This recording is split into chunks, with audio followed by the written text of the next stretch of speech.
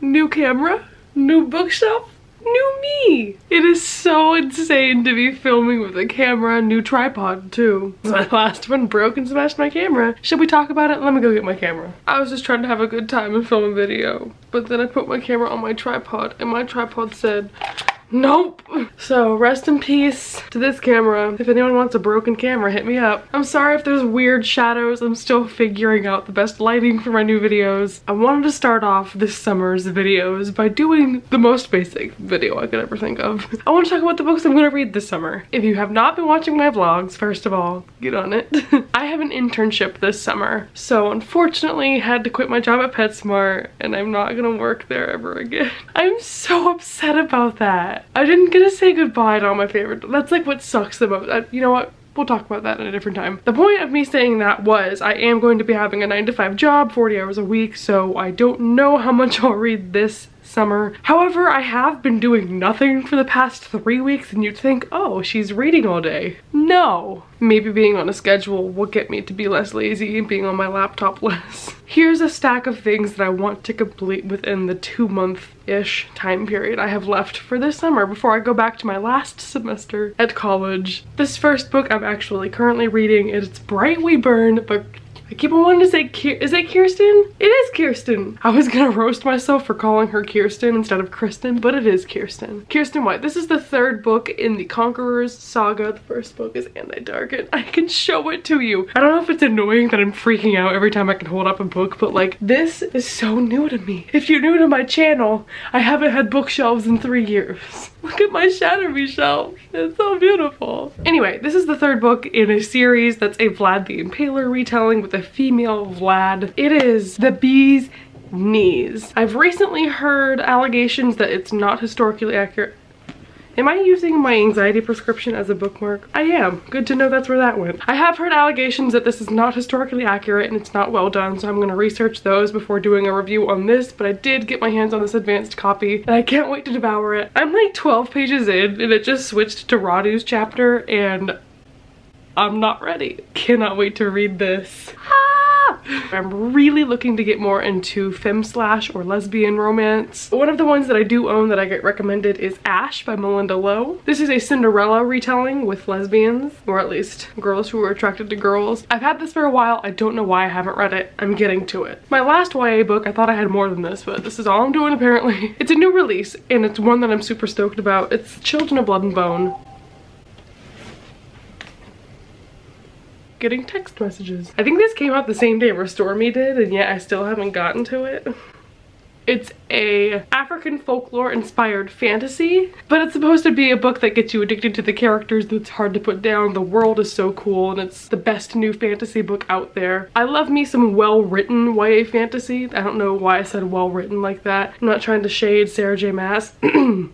But I'm really eager to give this a try this summer. I'm trying to do this challenge where I read the oldest books on my TBR, and now that I have all my books out of storage, I have them in front of me and I stare at them every day and I can finally be motivated to read them. The first of those books is 1,000 Splendid Suns by Khaled Hosseini. I believe this book is set in Afghanistan and it's about female friendship. I have read The Kite Runner by him and I love his writing style, and this was recommended to me years ago and has continually been recommended since, so I highly anticipate I'm gonna enjoy this. Two other books that I really need to hop on, otherwise they just have to go and get unhauled, are two literary fiction adult books that I've held on to since like 2014 and I haven't read them. They're both quite chunky books that I've heard mixed reviews about. The first being Life After Life by Kate Atkinson and then The Goldfinch by Donna Tartt. Actually, I've only ever heard mixed reviews about this one, and this one everyone seems to love. This is about a woman who gets reborn or like reincarnated into different bodies. I don't know if she becomes the same person over and over again or if she goes back in time and it's different people, but the book begins in World War II and I've read the first couple chapters of this and it sounded so good. Also, I speak German and they were speaking German, so I was like, oh,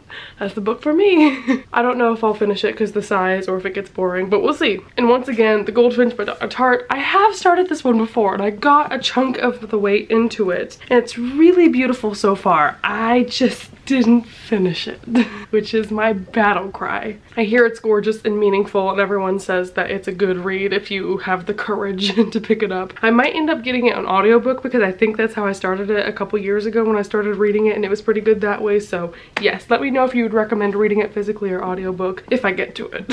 My last stack of stuff is just random things I pulled off my shelf that I look at and I go, I want to read that soon. This first one is Roomies by Christina Lauren. Thank you, Sophie, for sending me this copy. This is a adult romance book about two people who live in New York City. It centers around theater and Broadway, and it's about this man who is illegally in the country, so to be able to audition to get a role on Broadway, he enters a fake marriage with his friend and they become roommates. Oh my god, they were roommates. And from there, obviously it's a romance book. I'm sure a romance develops. I just hear it's super cute. There's Broadway references. It's adult, but it's fun. Especially after reading The Hating Game, I'm super stoked to get into adult romance rather than new adult and see how that differs. So possibly a good one. Another book I have is Tipping the Velvet by Sarah Waters, which is another femme/romance. I thought this book was about girls who are in the circus, but it's not. So now I don't know what it is. I'm almost sure it's historical fiction, so maybe that's where I'm getting that from, but I started this, the writing is already really capturing, so really eager to finish it. Donna is just taking over the world today because I also have The Secret History by Donna Tartt on my TBR, which everyone says is so good, but it's like barely talked about on BookTube. And this is about a group of college students. That's all I know. Once again, would this be good on audiobook or should I read it physically? There's one memoir that I'm really eager to get to this summer. It's When Breath Becomes Air by Paul Kalanithi. This is a book about a surgeon who ends up getting cancer and dies, and it's about going from someone who saves lives to being someone who's losing their life, and I think it's gonna be so powerful, and I've been eyeing this on my shelf ever since I found it at a bookstore. I have an arc of a book that's now out, but I'm super stoked to read it. It's Cersei by Madeline Miller, which a lot of people have been talking about recently, but it is, as the title suggests, a book about Cersei, the Greek goddess. She gets banished to a desert island and she has fun. Probably not, I don't know. A lot of people have said this is boring, but a lot more have said it's easy to read and fun, so mixed reviews, but we shall see. Either way, it's a gorgeous book. Look at her shine. Look at the book.